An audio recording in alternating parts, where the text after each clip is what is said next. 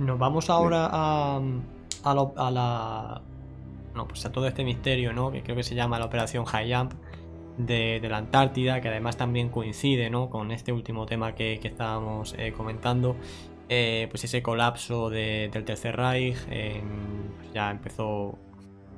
Vamos a fijarlo ya en marzo, ya claramente, marzo del 45. Fue ya un poco sálvese quien pueda, ¿no? Para muchos. Y bueno, pues hay constancia de que hay muchísimos submarinos de la última generación que directamente desaparecieron. Hay un montón de testimonios. Pues la parte de Sudamérica queda al Atlántico con visiones de avistamiento, mejor dicho, de estos submarinos y demás. Y pues se quiera o no reconocer, pues efectivamente hubo una expedición norteamericana que se dirigió a la Antártida en 1947, que de hecho yo recuerdo que esa operación la busqué yo en su día, estamos hablando de hace unos años, y en la Wikipedia, ¿no? Daba una información detallada con número de tropas, bajas y tal que tuvo el ejército estadounidense, y recientemente si se busca ahora mismo se ha borrado mucha información y no esclarece el número de bajas, que yo recuerdo que vi en su día y demás. No sé qué puedes comentar, ¿no? De esta operación, que también comentas en el libro de Antártida 1947. sí, es un libro dedicado a esa a la Operación High Jump. Bueno, la Operación High Jump a mí me vino por el tema de Operación Hagen. Es decir, tú cuando, también lo he dicho, ¿no? Cuando abres la madeja esta de la Segunda Guerra Mundial empiezan a salir muchas cosas. Y yo desconocía, lo digo sinceramente, en aquel momento, que hubo una misión americana. Entonces, tratando el tema Hagen, de repente me di cuenta que los americanos habían llevado esta operación a la Antártida. Bueno, la operación High Jump se preparó al más alto nivel. Estaba el presidente Truman, estaba el secretario de Estado de la Marina Forrestal, estaba el almirante Byrd, estaba Nimitz, estaba... ¿Cómo justificas ante el público americano que tiene que pagar esto, que vas a enviar una misión a la Antártida, ¿no? Para probar el armamento en condiciones extremas de frío?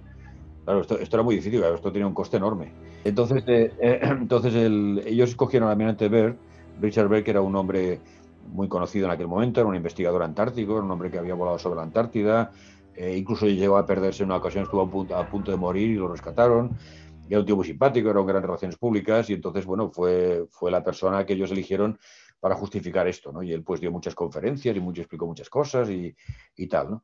Bueno, total, que prepararon la operación High Jump, que fueron pues 13 naves de guerra con 5.000 tíos, aviones, un portaaviones incluso, un submarino, barcos, digamos, de aprovisionamiento, luego destructores, barcos que no estaban capacitados para ir hasta allí, ¿no? Pero bueno, con lo cual era muy extraño todo, porque si quieres probar armas te vas a Alaska, que pertenece a Estados Unidos, y estás en el círculo polar nórdico, ¿no? Es decir, ¿para qué te tienes que ir a 15.000 kilómetros al sur? Entonces, claro, cuando vas tirando la madeja, pues parece que los alemanes habían tenido mucho interés en la Antártida ya desde los años 30. Hicieron la famosa expedición del Swabenland, que era un barco fletado por la Luftwaffe con dos hidroaviones muy potentes Dornier, que hizo todo año 38, un análisis topográfico y geográfico de la Antártida, que yo tengo un libro de aquella época sobre fotos que hicieron estos tíos entonces, y son fotos de National Geographic, que tú las ves ahora, son de una calidad extraordinaria. O sea, las cámaras que tenían estos tíos, los alemanes, eran fuera de serie, ¿no? E incluso marcaron físicamente la zona que se quedaba Alemania, de creo que eran 600.000 kilómetros cuadrados o algo así. Y lo marcaron físicamente con unas estacas, con una esvástica, que aún quedan miles por allí. Eh, el caso es que esta expedición fue para allá porque se suponía que los alemanes tenían una base, la que quedaba después de la guerra. Efectivamente, como tú has dicho, pues hubo mucho movimiento alemán en aguas del sur del Atlántico, que como sabes no eran aguas de combate. El combate estaba en el Atlántico Norte y en el central, para entendernos. Y al sur el Atlántico Sur era para balleneros y para barcos no sé, de carga y poco más, ¿no? Pero efectivamente hubo submarinos por la zona, hubo barcos mercantes alemanes que fueron para allá. La intención, pues bueno, parece ser que construyeron una base subterránea y también algo que se conoce, ¿no? Y es que hay cuevas enormes que dan al mar, que por geotermia tienen altura, pues que las hace habitables. Claro, cuando arriba tienes 60 bajo cero, 70 bajo cero, ahí estás a 25 grados, 22 grados, o sea que, a ver, se puede vivir, ¿eh? Lo que pasa es que estás bajo tierra, eso sí. Total, que construyeron esta base, que es la base 211, o Nuevo Berlín, que le llamaban también, y los americanos fueron ahí a destruir esa base. La idea era estar allí pues casi 9 meses, y a las 8 semanas pues tuvieron que interrumpir la operación Hayam y regresar, vamos, a toda pastilla, ¿no? Y al regresar, claro, había que dar algún tipo de información, ¿no? Entonces, un periodista del periódico El Mercurio de Chile entrevistó a Bert, y en aquel momento pues se hablaba de una forma muy cándida, ¿no? Y el tío dijo que, bueno, que la misión de Estados Unidos era garantizar su seguridad porque había naves enemigas que iban de un extremo a otro, a los dos polos, digamos, a velocidades inalcanzables, ¿no? Claro, ¿a qué se estaba refiriendo Bert? Bert podía ser un tío muy simpático, pero no era un bromista, ¿no? Entonces, claro, aquí nos deja con el tema en el bueno, que ha pasado, porque además se marcharon con pérdidas, efectivamente, y esto está todavía, es información clasificada. Creo que es hasta el año 2035 que no tendremos acceso. Entonces, ¿qué debió pasar ahí? Porque además está clasificado porque se sigue considerando que afecta todavía a la seguridad interna de Estados Unidos. La pregunta es, ¿qué pasó hace 80 años o 70 años que afecta todavía a la seguridad de Estados Sí. Unidos? ¿Qué pudo pasar, no? Pues no se sabe. Y siempre he dicho que cuando el día que lo desclasifiquen, veremos si lo desclasifican todo. Pues esta es la gran pregunta también, ¿no?